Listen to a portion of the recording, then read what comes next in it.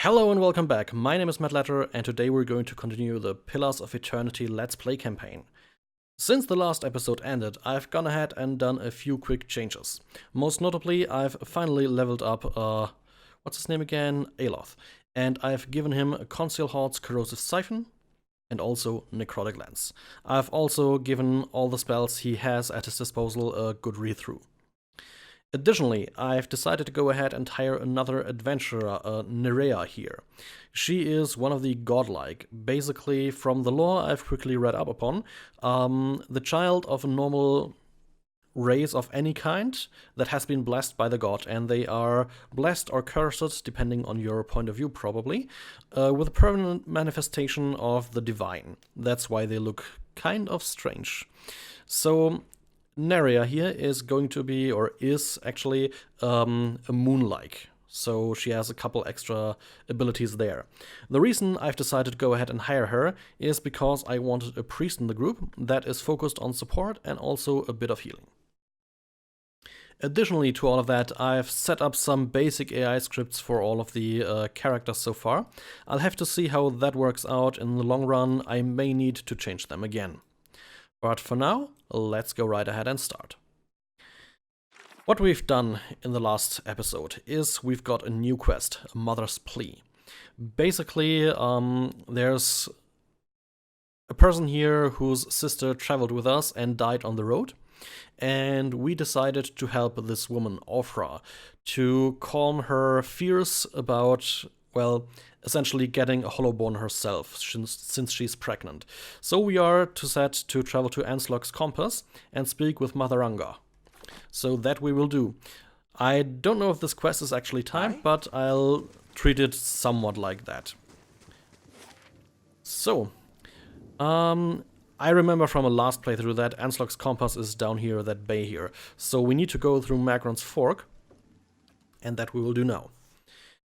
I will most likely not do a full exploration run of this territory quite yet. I want to keep that in the back of the queue for now. And there's a wolf. Let's go right ahead. Does Aloth actually have a scepter? Okay, we should give him a ranged weapon. And that's one less wolf. Hi. So let me quickly check. Do I have a ranged weapon? A rod. That looks... okay, this also has a range of 10 meters. Okay, he stood in the back. Okay, sorry, I thought it was other character. Okay, let's take the pelt and take the plants here. And then let's continue our path down the south. Let's follow the road, at least for now.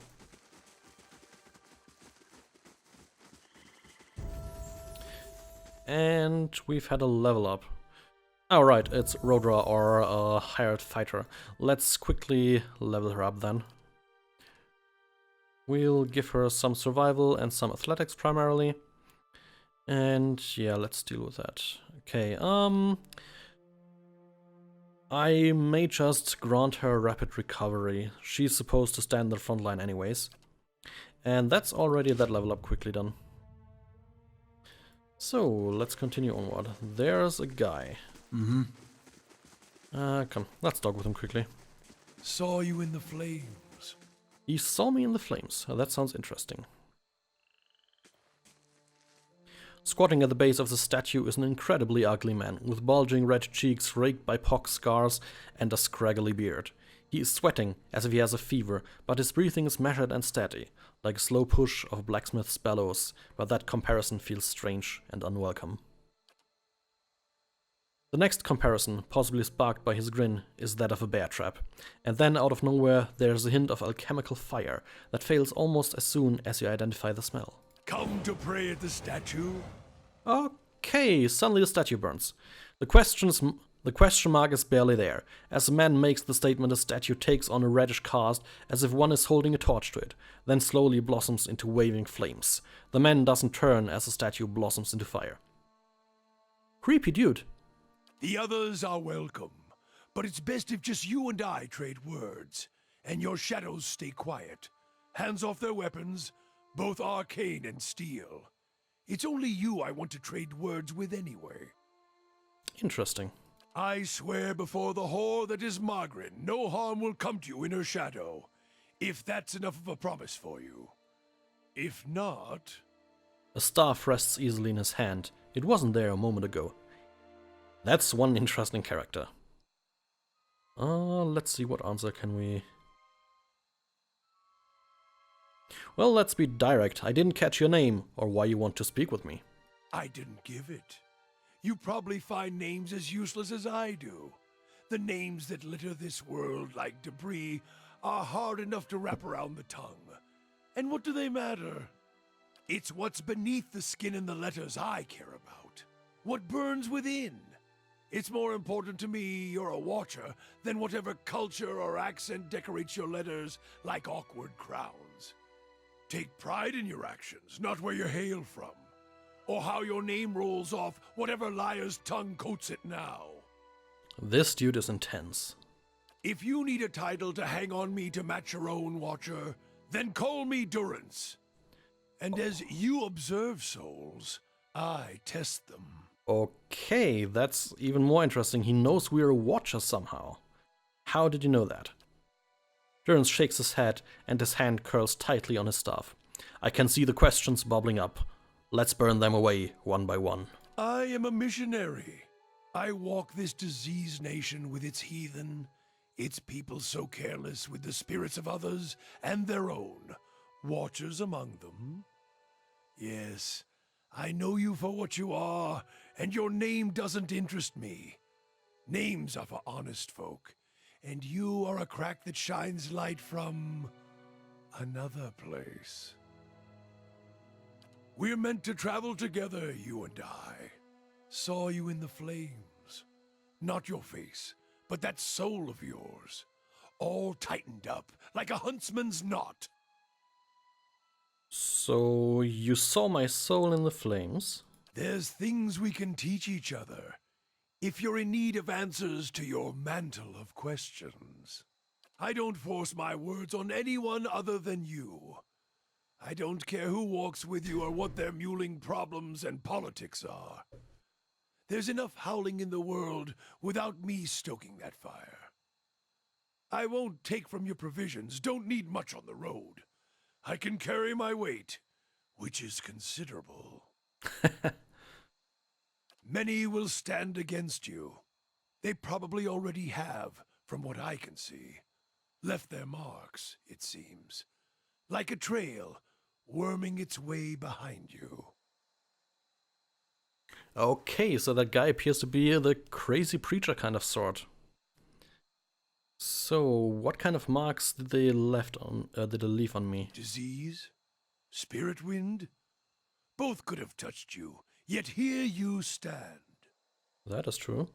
As for disease, not all of us were close to water when the pox hit, but it's no longer a passenger in my flesh.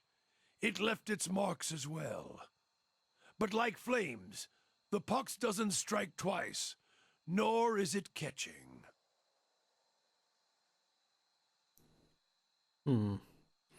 Well, we have one more slot open and he seems interesting to say the least. Then let us walk together, Watcher. So, probably also a priest? What? Indeed, a third level priest of Magran. So now we have two. Well, not the worst thing to have twice. We certainly won't be lacking for healing. And he has about the same spells.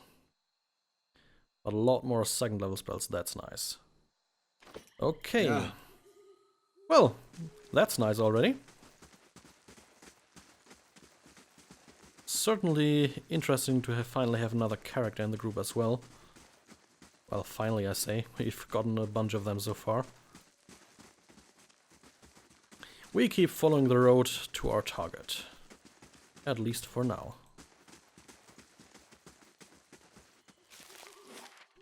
There, Anslog's compass. Let's travel. We may actually need to rest relatively soon. I think our party should get tired relatively soon. Okay, Tilly and Agdran. Let's see what they are. Two villagers stand by one of the tide pools. They are breathing harshly, clearly winded, and look up nervously as you approach. Greetings. If you're here to fish, as we are, stranger, you'll want to avoid the compass proper. The dwarven woman points to the southeast. Her companion shakes his head. A lot of ships wind up spread across the rocks here, so we didn't think much of the wreckage, until we heard something. A terrible noise. I thought maybe it was a survivor, but he wasn't alive. Moving, but not truly alive. She shudders. It was awful. So, yeah, what are you doing out here?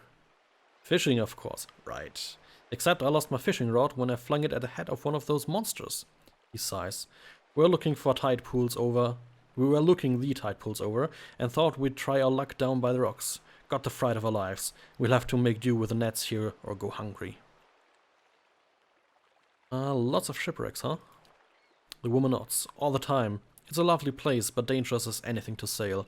Good fishing, most days. She wipes her brow. I think we'll look further up the coast next time. So what did you see exactly? Corpses. Walking corpses. We don't want any part of it, whatever the cause. Might be we can find something in these tide pools, and then we're headed straight home. Farewell. Good tidings to you. Wait, do you hear that? So... Yep, inbound enemies. Saurops.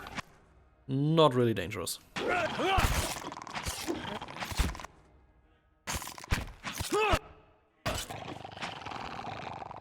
Yep. Gods, what a mess. Thank you for your help, stranger. Sure thing. Ooh. Amethysts. Well, bunch of stuff for the stash. Okay, then let's explore Anslog's compass here. Tide pools. Crabs and small fish cluster in this pool, left behind by the tide. More of the creatures. Yeah.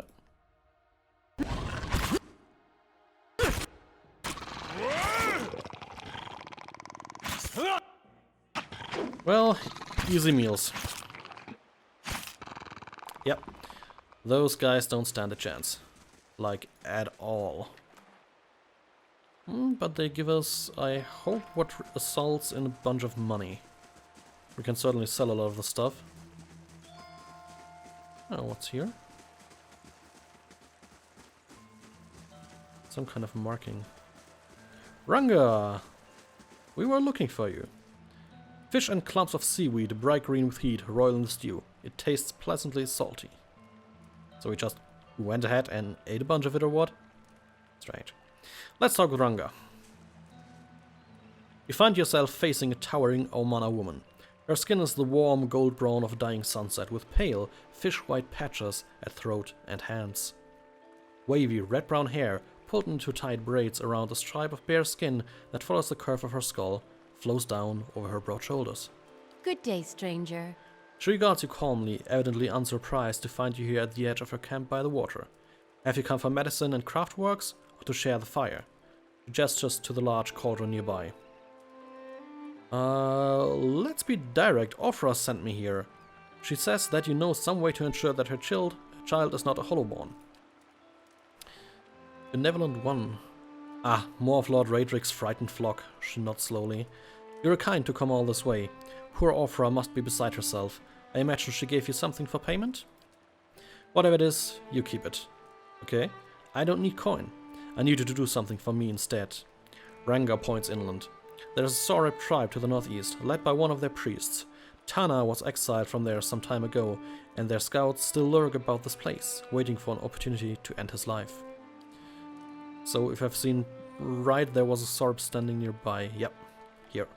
That's Tana, apparently. Yeah, Tana. The Saurab lets out a rattling squawk, head drooping. One day I will have to go for supplies, and I will come back to find my assistant slain. How will I help anyone then? She shakes her head. You rid me of these nuisances, and I will do what I can for Orphra, and throw in something for you too. Okay. Good. You'll find them easily enough, I think. She smiles, baring sharp teeth. Good luck. Bit of experience, and then we go Kill kobolds, basically. Soribs. So far they haven't proven to be dangerous at all.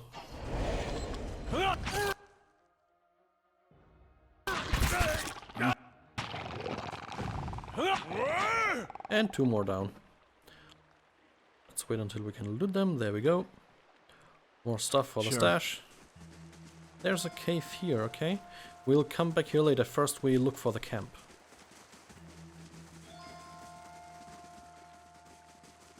One thing after another, as to say. So let's explore around. Oh, there's something in here. Okay. Let's check that real quick. Page from Fulvanus Travels. I met a helpful Deerwood woman while in Gilded Vale. She was an invaluable guide during my time in that sorry village and agreed to accompany me some part of the way towards Anslog's compass. We parted ways in the wilds known as Magrant's Fork, but I gave her my amulet so that she might remember me fondly. Perhaps I will return to these lands someday after all. Ooh. Yeah. Someone was interested. Good stash though. And there's a Sorib. And a bunch more of them. Yep. Yes. Here. Ooh, that's really a bunch. Might be worth a spell. Do we have any proper AoE spells? Well, only ones that also hurt our people. Yeah, I know they shouldn't really... Oh, I know who will get one in the face. Necrotic Lance for the priest. And... oh, we've got a bestiary progress.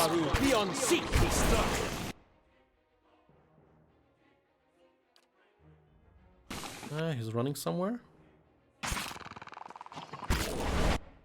You two should also attack. There we go. That wasn't hard.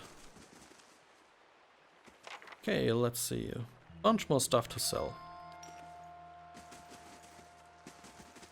Ooh, there's a corpse down here. Let's deactivate the fast mode real quick. A dead Valian. Oh, that might be the guy who just wrote the note. Fulvanus' letter. How is it that so grand a journey as mine should lead me here? The people of the Deer would call this pitiable lagoon a sight to see, but all I've experienced here is misfortune. I thought to explore the cavern by the waters, only to discover it was home to sporelings. I went to see a vaunted compass and lost the bulk of my letters when I tripped over some driftwood. And at last I made to inspect the dragon skulls nearby, only to be menaced by some foolish little Soribs. I will return to Gilded Vale as soon as I catch my breath. At least the Soribs do not appear to have followed. Well, at that moment he probably got stabbed in the neck. Okay, and here we have a fine arbalest. Massive crossbow, that's a little better than normal one apparently. So, what kind of weapons do you have? You also have a rod to use. Well, she's quite good up and close. He isn't so much. At least from the physical defenses here. Let it rest for now. Let's explore the camp.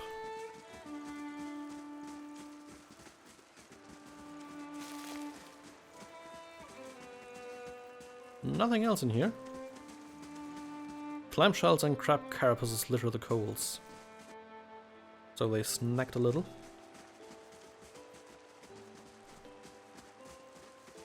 Let's look what's here. A ghoul. Some form of undead. And there he goes. Ghoul no more. A vessel flesh. Stuff it into the trunk and let's continue. Monument. Well, not proper monument. More like huge stones standing around.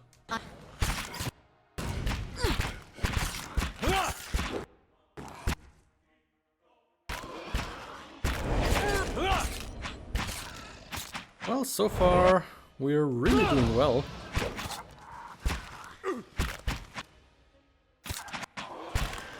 More enemies incoming. Yes. Ooh. I've got one to the face. Well, that certainly turned out to be a bit harder then.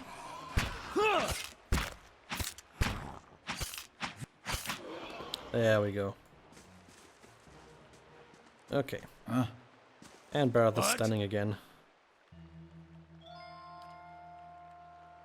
Yep. There we go. And there's something down here in the dirt. More from Fulvano.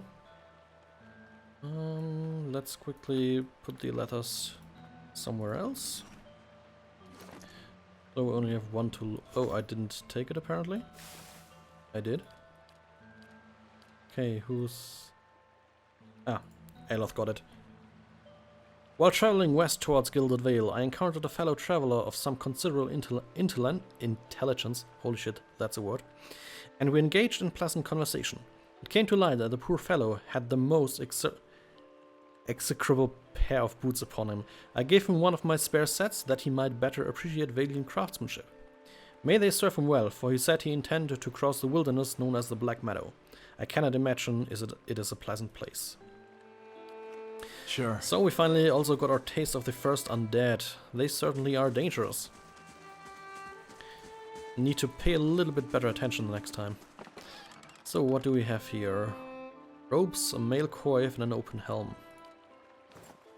Maybe we'll take one of those. There's a barrel down here with a rod and some more money, and another chest here. Morningstar, a saber, and more money. Now let's look at that. At the center of a ring of jagged stones, this boulder casts long shadows across the sand as the sun moves overhead. So, a bit like a sundial, huh? Alright, mail coif. Let's see how it looks if we equip it. Well, that actually doesn't look half bad. Yep, let's use it. For now. So, let's return to Ranga was her name, I believe, and after that we'll probably have to end this episode already. At least this time we've got some action going, and we've managed to slaughter a whole bunch of Sorabs and a couple ghouls. So let's move here. And tell her all is done. Greetings. Is it done? Am I rid of this interminable squawking of the Sorabs? Scree? No, Tana, I do not mind yours. Well, they are all dead. Good. I tired out their feeble attempts to surprise us. Here, she hands you 3 files for your trouble. And now we can get underway with my part of the bargain. So, potion of minor regeneration, recovery, and endurance. Couple healing things, apparently. I will get started on the mixture, but I need one more ingredient. Some spores from a creature in the cave there. Haha. She points just north of her little stretch of beach. Sporelings, they call them. It is a useful material. I need one for the mixture. You're welcome to any others you find. Will you have a third favor for me? Ah, well, let's not be annoying. I'll go find some. Good. I will prepare the rest while you are gone. Once you return, it should not take very long to finish. Right, I also was able to ask her if she has anything for sale. And well met. No more. Maybe later again. So, this is the point where I end this episode. I thank you all for watching. I hope you've had some fun. If you did, consider commenting, liking, or even subscribing. Every little bit helps. Other than that, again, I look forward to seeing you the next time. And that's it. See ya!